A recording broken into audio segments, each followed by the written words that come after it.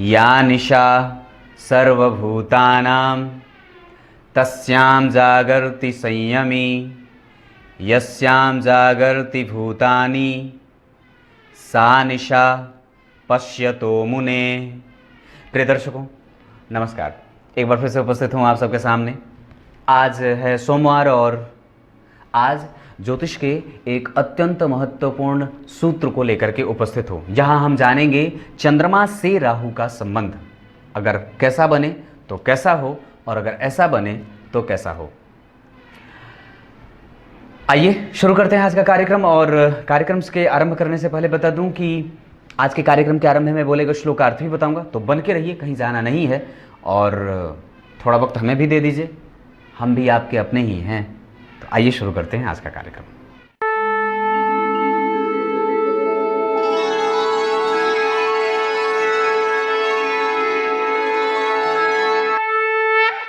आइए अब आपको सीधे मुद्दे पे लेके आता हूं। विषय सिर्फ इतना है कि चंद्रमा से राहु का संबंध कौन कौन से भावों का बन रहा है। बस अगर आपके पास कुंडली है तो उसमें से ये देखना आरंभ कर दीजिए कि आपकी कुंडली में चंद्रमा कहां बैठे हैं और राहु कहां बैठे हैं। अब जरा गौर से समझिएगा, बात बिल्कुल सटीक और आसान है।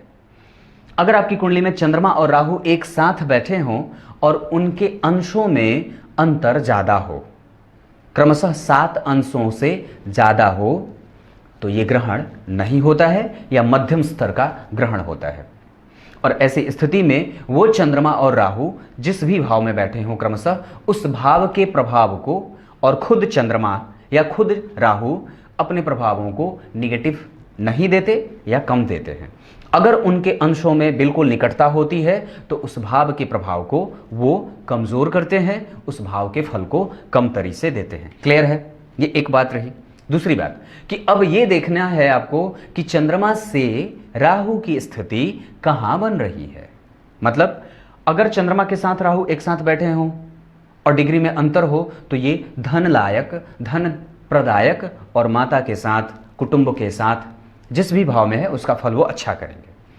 चंद्रमा से गिनने पर अगर राहु तीसरे आते हों, मतलब चंद्रमा से गिनने पर तो 1, 2, 3, तो ये लाभ की स्थितियों को दिखाने वाला हो जाता है। मतलब अब इसमें लाभ होगा तो जब भी राहु दशा में आएंगे, जब भी चंद्रमा गोचर में आएंगे, दशा में आएंगे, तो आपको धन का, लाभ का, पराक्रम का, मति बुद्धि का, इमोशन का, अच्छे फैसले का, खुशियों का माहौल तैयार होगा। घर में लोग अच्छे मिलेंगे, मित्रता बढ़ेगी, समाज में प्रतिष्ठा का भाव जागृत होगा। ऐसा नहीं है कि चंद्रमा में राहु आएंगे या राहु से चंद्रमा आएंगे तो एक पैकेट रोकड़ा बरसा के चले जाएंगे, ऐसा नहीं है। वो अन्य कई तरीके का भी फल दे सकते हैं। उसके बाद अगर चंद्रमा से राहु गिनने पर 9वें जाते हों, 1, 2, 3, 4, 5, 6, 7, 8, 9, चंद्रमा से गिनने पर अगर 9वें जाते हों तो भी ये संबंध लाभ का होता है। और ऐसी स्थिति में व्यक्ति धार्मिक कृत्य करेगा, उसके घर में धार्मिक क्रियान्वयन होता है, अच्छे तरीके से व्यक्ति घर में शरीक होता है, लाभ की स्थितियां बनती हैं, परिजनों से मुलाकात होती है, घर में हंसी खुशी का माहौल होता है और श्रेष्ठ व्यक्ति निर्णय ले पाता है, विद्या अध्ययन में रुचि होगी, श्रेष्ठ कर्म करता है, पितरों का आशीर्वाद प्राप्त होता है, क्योंकि ये यहाँ का 9वां भाव हो जाता है। इस वजह से ये तो चंद्रमा की इस बात की रही। अब चंद्रमा से गिनने पर राहु 1, 2, 3, 4, 5, 6, 7, 8, 9, 10 अगर 10वें स्थान में हो चंद्रमा से, 9वें नहीं 10वें, तो 9वें के बाद अब 10वें में भी अगर ये चंद्रमा से 10वें जा रहे हों तो भी ये व्यक्तित्व में सबलता देने वाला, स्वास्थ्य को कमजोर करने के बाद लाभ देने वाला, व्यक्तित्व को समाज के सामने फ्लरिश करने वाला, लाभ की स्थितियों को दिखाने वाला, सुख का प्रदाता बनता है, व्यक्तित्व का निर्माण करता है, मति बुद्धि को श्रेष्ठ बनाता है, आंतरिक अनुभूति को कमजोरी से निकाल करके उबारता है। ये सारी चीजें होती हैं। बात समझ में आई? अब उसके बाद ये तो बात 3 स्थितियां। अब उसके बाद कब कब और कहां कहां राहु अगर होते हैं चंद्रमा से तो कमजोर होते हैं थोड़े। तो सबसे पहले अगर ये टाइट कंजंक्शन में हो, मतलब बिल्कुल ही डिग्री में निकट हो, 7 अंश से निकट उनका अंतर हो, तो ये ग्रहण में चले जाएंगे और फिर ये उस भाव को भी प्रभावित करेंगे और दशाओं में जहां जहां ये चंद्रमा और राहु की दृष्टि पड़ रही है या दृष्टि पड़ेगी तो उन भावों को वो कमजोरी के तौर पे देखने को दिखाएंगे। तो जैसे जिस भी भाव में बैठेंगे सबसे पहले उस भाव को और भाव के फल को कमजोर करेंगे। उसके बाद अब भाव को कैसे कमजोर करेंगे, तो मान लीजिए अगर दशम भाव में बैठे हैं और वो दोनों बिल्कुल टाइट कंजंक्शन में है, बिल्कुल निकट में जा रहे हैं डिग्री में, तो ये हो गया क्या कि आपके कर्म क्षेत्र को लेकर के वो असमंजस में रखेंगे। ऐसा लगातार भय बना रहेगा कि नौकरी छूट जाएगी क्या। व्यक्ति कई बार प्राइवेट सेक्टर में नौकरी करने वाला होता है, अगर यहाँ पे बैठ जाएंगे, कहीं भी बैठेंगे तो उस भाव को वो डगमगाने वाली स्थितियों में, नेगेटिव में अब कुछ भी नेगेटिव होता है, ये सारी चीजें देखने को मिलती हैं। पर वस्तुतः उसका सबसे ज्यादा प्रभाव आपके मन मस्तिष्क पे पड़ेगा और उसमें कहीं ना कहीं आपका घर बार प्रभावित होता रहता है। बात समझ में आ रही होगी। ये चंद्रमा अगर यहां से, चंद्रमा से राहु अगर चौथे जाए 1 2 3 4, तो ये थोड़ा कमजोर होता है। मतलब व्यक्ति को सुख, व्यक्ति को माता के कष्ट को देने वाला, व्यक्ति के सांसारिक सुखों का भोक्ता कम, या उस समय हो सकता है यात्राएं ज़्यादा करनी पड़े, हो सकता है घर से दूर जाना पड़े, हो सकता है मानसिक चिंताएं थोड़ी बढ़ जाएं, हो सकता है खर्च की स्थिति बढ़ जाए, हो सकता है बैलेंस आपने बना करके रखा हो वो खर्च हो जाए, स्वास्थ्य कमज़ोर हो जाए, लाभ की स्थिति कमज़ोर हो जाए, ये चीज़ें बनेंगी। अगर चंद्रमा से राहु 5 में जाते हों 1 2 3 4 5, तो ये भी थोड़ा कमज़ोर होगा और निश्चित रूप से आपको अब क्या करेगा वहाँ पे, तो अब आपके प्रेम की भावनाओं को आहत करेगा।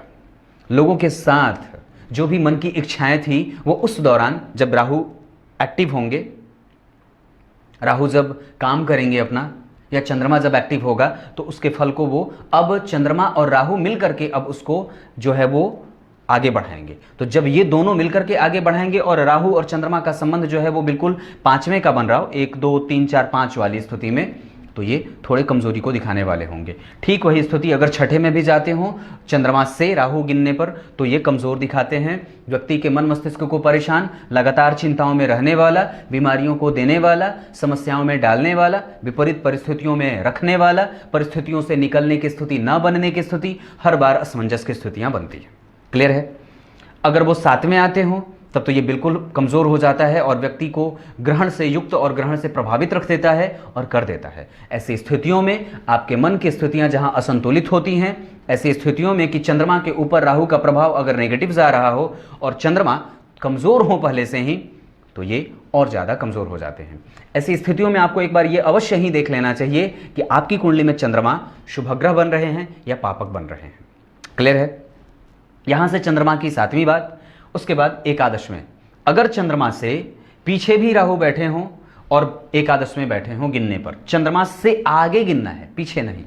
मतलब 1 2 3 4 5 6 7 8 9 10 11, तो ये लाभ को कम, विशेषतया विषम परिस्थितियों के निर्माता, नुकसान का कारण, हर तरीके से धन की बर्बादी, कुटुंबजनों से दुर्वेग, उनसे कलह, कष्ट आदि की स्थितियां बनती हैं। बात समझ में आ गई होगी।